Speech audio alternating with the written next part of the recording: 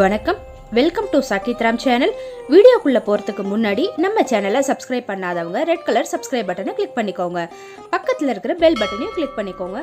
அதில் ஆளுங்கிற ஆப்ஷன் வரும், அதை சூஸ் பண்ணிக்கோங்க. அப்போ தான் நம்ம சேனலில் நாங்கள் அப்லோட் பண்ணுற வீடியோஸ் உங்கள் மொபைலுக்கு உடனடியாக ரிசீவ் ஆகும். நீங்கள் எல்லா வீடியோஸையும் உடனுக்குடனே பார்த்துக்கலாம். இப்போ வாங்க வீடியோக்குள்ளே போகலாம். நாட்டு சர்க்கரையை வச்சு கேரட் பாயசம், கேரட் கீர் எப்படி பண்ணுறதுங்கிறத பார்க்க போகிறோம்.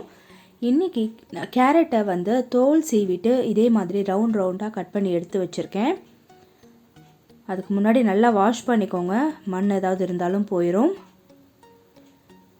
இந்த மாதிரி ஒரு சின்னதாக ஒரு அடுக்கில் எடுத்து வச்சுருக்கேன். இதில் தண்ணி ஊற்றி தான் நல்லா வேக வச்சு எடுத்து வச்சுக்க போகிறோம்.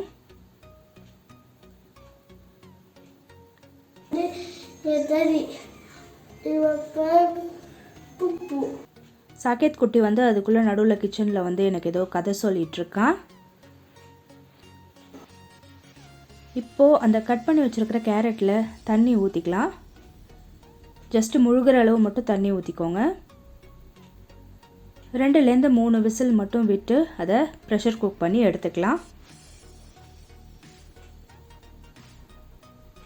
குக்கரில் வைக்காமல் அப்படியே நீங்கள் வேக வச்சாலும் சரி தான், எது உங்களுக்கு ஈஸியோ நீங்கள் அதை பண்ணிக்கோங்க.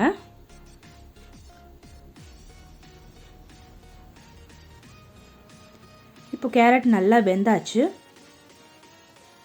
பார்த்தீங்கன்னாலே தெரியும்.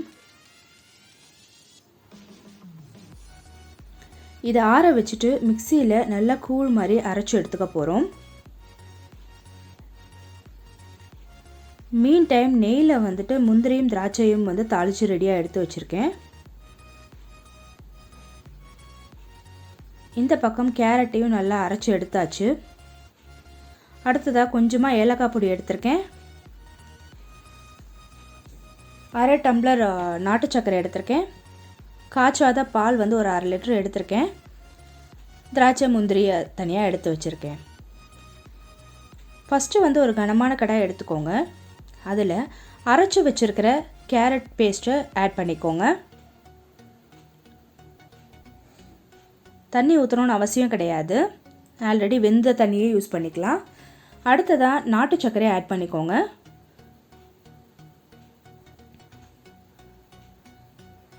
இப்போ கொஞ்சமாக ஏலக்காவையும் ஆட் பண்ணிக்கோங்க. இந்த ஹீட்லேயே நாட்டு சர்க்கரை நல்லா உருக ஆரம்பிச்சிருக்கு பாருங்கள், மேலே எழும்பி வந்திருக்கு, உங்களுக்கு நல்லா தெரியும். நல்லா மெல்ட் ஆகிருக்கு. அடுத்ததாக பால் நான் ஒரு 2 டம்ளர் ஆட் பண்ணிக்கிறேன். தேவைப்பட்டால் நீங்கள் இன்னொரு டம்ளரும் ஆட் பண்ணிக்கலாம். எவ்வளோ திக்னஸ் தேவையோ அந்த அளவுக்கு நீங்கள் பால் ஆட் பண்ணிட்டா போகிறோம். இதை கொதிக்க தான் வைக்க போகிறோம், அதனால தான் இப்போ பச்சை பால் ஆட் பண்ணியிருக்கேன். காய வச்ச பால், அதாவது காய்ச்சின பால் இருந்ததுனாலும் நீங்கள் அதையும் ஆட் பண்ணிக்கலாம். ஒன்றும் பெரிய டிஃப்ரென்ஸ் கிடையாது. இப்போது இது எல்லாம் ஒன்று சேர்ந்து நல்லா கொதி வரட்டும். ஆல்ரெடி கேரட்டும் வெந்தாச்சு. ஸோ இப்போ தாளித்து வச்சுருக்கிற முந்திரி திராட்சையை இதில் ஆட் பண்ணிக்கலாம். அவ்வளவுதான், நம்மளோட கேரட் கீர் தயாராகிடுது. நீங்களும் செஞ்சு பார்த்துட்டு உங்களோட கமெண்ட்ஸை மறக்காமல் எனக்கு பதிவு பண்ணுங்கள். இதே மாதிரி ஒரு ஹெல்த்தியான ரெசிபியோட இன்னொரு வீடியோவில் உங்களை நான் சந்திக்கிறேன். இந்த வீடியோ உங்களுக்கு பிடிச்சிருந்தா உங்கள் ஃப்ரெண்ட்ஸ்க்கு மறக்காமல் ஷேர் பண்ணுங்கள். தேங்க்ஸ் ஃபார் வாட்சிங்.